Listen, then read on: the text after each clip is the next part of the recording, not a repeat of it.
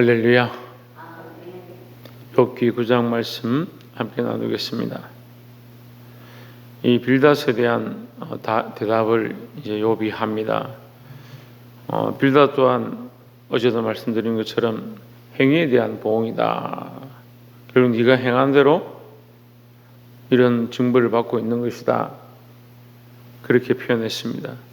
욥이 하나님 앞에 서 있고 사실 빌닷도 하나님 앞에 서 있는데 우리가 잘 봐야 될 것은 결국은 우리가 우리 자신을 다 보기도 힘들고 우리가 하나님을 다 알기도 어렵다라는 거죠. 하나님 다 알 수 없습니다. 그러니까 함부로 말해서는 안 되고 함부로 판단할 수 없다. 그래서 항상 하나님 앞에 주의해야 된다라는 겁니다.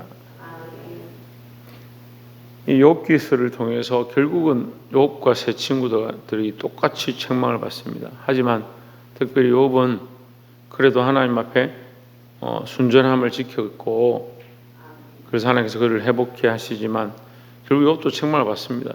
자기의 의로움을 계속 나타내다 보니까 나는 죄가 없다, 나는 순전하다 이렇게 하다 보니까 결국 내가 징벌받는 것은 하나님이 실수한 것이다 이렇게 간접적인 표현이 되는 겁니다.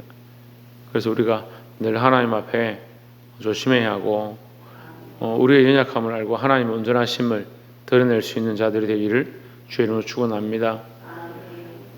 9장 2절에 보면 내가 진실로 그 일이 그런 줄을 알거니와 인생이 어찌 하나님 앞에 의로우랴. 자, 이 말은 무슨 말이냐면 네 말이 맞다. 네가 말하는 것은 맞다. 하지만 네가 말하는 것은 맞고 하나님 전능하신 줄 나도 알고 있다. 하나님 의로우신 줄 나도 알고 있다. 이런 뜻이죠. 3절에 사람이 하나님과 쟁변하려 할지라도 천마디에 한마디도 대답지 못하리라.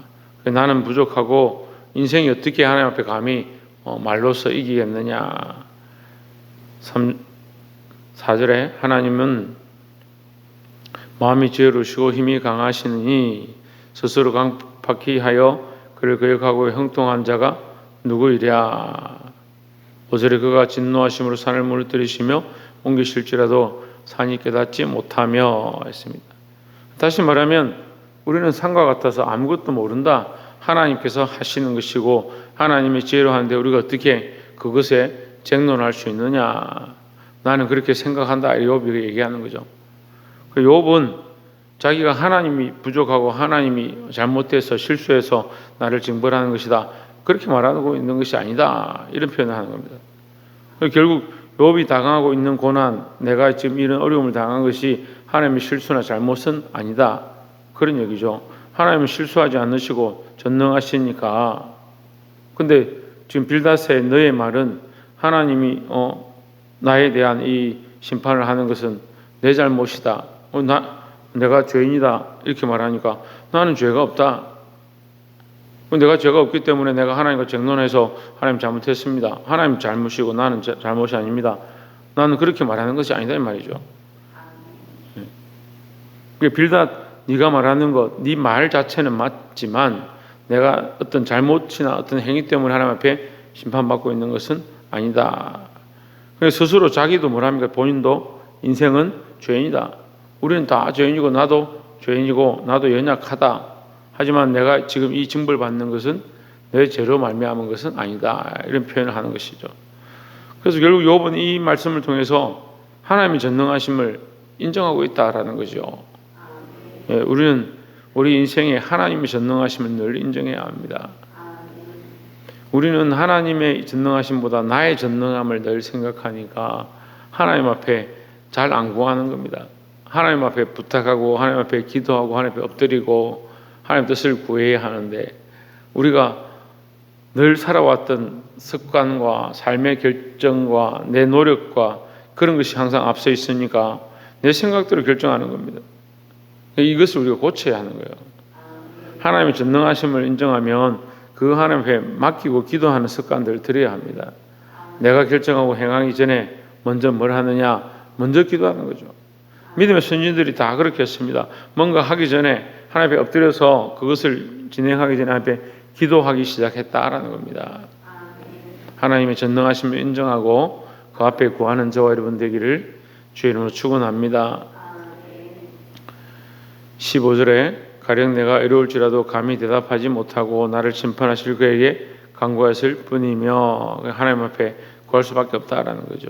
16절에 가령 내가 그를 부름으로 그가 내게 대답하셨을지라도 내 음성을 들으셨다고는 내가 믿지 아니하리라.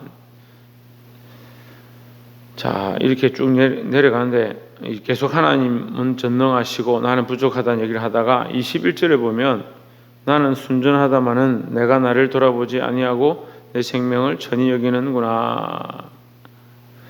자, 21절에서 욥이 자신에 대한 이 분명한 소견을 얘기하는 거예요. 나는 마다 순전하다, 나는 온전하다, 나는 죄가 없다, 이렇게 자기를 변론하는 겁니다. 22절에 일이 다 일반이라 그러므로 나는 말하기를 하나님이 순전한 자나 악한 자나 멸망시키신다 하나니 했습니다. 앞에서부터 쭉 보면 결국 하나님 전능하시고 하나님이 당신의 뜻대로 인생을 주관하시는데 나는 죄가 없다, 나는 이 잘못한 것으로 지금 맡고 있는 게 아니다, 그런데 나는 지금 징벌을 받고 있다, 그건 하나님 뜻이다. 그러니까 자기의 의로움을 계속 주장하는 거죠. 자기는 죄가 없다, 그래서 이런 징벌을 받는 것은 하나님 뜻이다. 그렇게 하다 보니까 어떻게 되는 거예요? 맞죠? 하나님 뜻이 맞고 자기는 징벌 받고 있는 것이고 자기는 죄가 없고 결론은 하나님 잘못 때리고 있다, 이렇게 되는 거죠. 우리가 이렇게 결론들을 잘못 내릴 수 있다는 거예요. 때로는 우리가 기도를 하다 보면 하나님 원망할 때가 있습니다. 그런 잘못과 실수를 범하지 말아야 되는데 하나님 왜 이걸 안 해줍니까? 왜 우리에게 이렇게 힘들게 합니까? 그렇게 하다가 하나님 잘못하면 원망할 수 있다는 거예요. 그래서 조심해야 합니다. 그래서 일이 다 일반이라 그러므로 나는 말하기를 하나님이 순전한 자나 악한 자나 다 멸망시킨다 하나니. 그래, 악한 자도 저렇게 맞는다, 나도 맞는다, 순전한 자도 맞는다. 그러니까 뭐 의를 행해도 심판을 받고 선하게 살아도 채찍을 맞고 죄를 지은 자도 맞고 선한 일을 행한 자도 두드려 맞고, 그러니까 똑같다, 이렇게 편협하게 될 수 있다는 거죠. 그래서 우리가 항상 하나님 앞에서 조심해야 하고, 욥이 자신의 무죄를 이 말씀을 통해서도 결국 자기는 죄가 없다라는 것을 무죄 결백을 주장하고 있습니다. 욥의 말이 맞다 하더라도 자기가 어렵기 때문에 하나님이 잘못했느냐 이렇게 되는 겁니다. 우리가 항상 우리의 의로움을 자랑하지 말고 늘 조심하기를 바랍니다. 마지막으로 32절에 하나님은 나처럼 사람이 아니신즉 내가 그에게 대답할 함도 불구하고 대질하여 재판할 수도 없고, 우리가 하나님을 대면할 수도 없고 하나님 앞에 가서 따질 수도 없지요. 우리가 제가 생활해 보니까 이 세상에서 이제 의사하고 이렇게 마음대로 조정이 안 되는 거예요.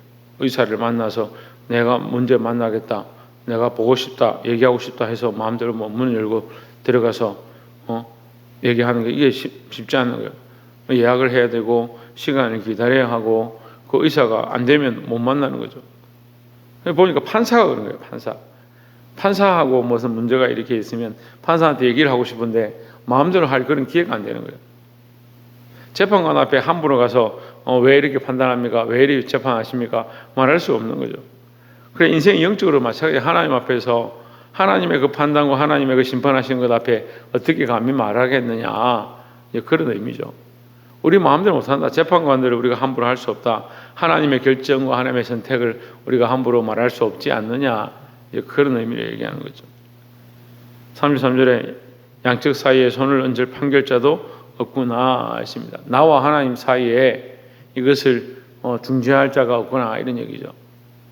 근데 우리에게는 누가 있습니까? 예수 그리스도가 있죠. 하나님과 우리 사이에 예수 그리스도가 있습니다. 그러니까 여러분 기도하라고 하는 거예요. 기도는 우리의 이름으로 하는 게 아니고 예수 그리스도의 이름으로 한다. 우리가 하나님 앞에 나아갈 자격이 없는데 히브리서 기자를 통해서 우리가 하나님 앞에 나아갈 담력을 주셨다. 우리에게 누가 주셨느냐? 하나님 주셨다. 우리에게 담력을 주신 이가 누구냐? 하나님이다. 너희는 언제든지 나에게 나오느라. 어떻게 나오느냐? 예수 그리스도를 통해서 예수 그리스도 말미암아 하나님 앞에 들어갈 담력을 얻었다라는 거죠. 그러니까 우리는 늘 기도함으로 예수 그리스도의 이름으로 기도하고 예수 그리스도의 이름으로 찬양하고 예수 그리스도의 이름으로 하나님 앞에 구할 수 있다라는 겁니다.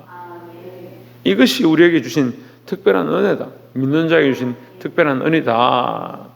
우리가 하나님을 믿는다면 예수 그리스도의 이름으로 늘 기도하고 그 앞에 부르짖고 나아갈 수 있는 자들이 되기를 주의 이름으로 축원합니다. 34절에 주께서 그 막대기를 내게서 떠나게 하시고 그 위험으로 나를 들게 하지 아니하시기를 원하노라. 그러니까 이 심판의 막대기, 이 고난의 막대기, 이 고통 가운데 있는데 이 사람의 관점에서 볼 때는 어려움이 닥치면 하나님 나를 막대기로 치시는구나 이렇게 무조건 생각할 수 있죠. 마귀는 어떻게 보면 막대기를 쳐서 우리를 무너뜨리려 하는 거고 하나님은 그 막대기를 통해서 그걸 붙잡고 일어나길 원하시는 것이다. 그러니까 우리를 멸망시키려 하는 목적이 아니다라는 거죠. 말씀을 맺겠습니다. 우리는 다 죄인이고 부족합니다. 하지만 하나님은 전능하시고 의로우십니다. 우리가 어떻게 하나님 앞에 나아갈 수 있느냐? 예수 그리스도로 말미암아 하나님 앞에 나아가도록 은혜를 베풀어 주셨습니다. 오늘도 우리가 그리스도의 이름으로 기도하고 예수 그리스도를 통해서 하나님 앞에 더 가까이 가시고 예배하는 자들이 되기를 주의 이름으로 축복합니다. 기도하겠습니다.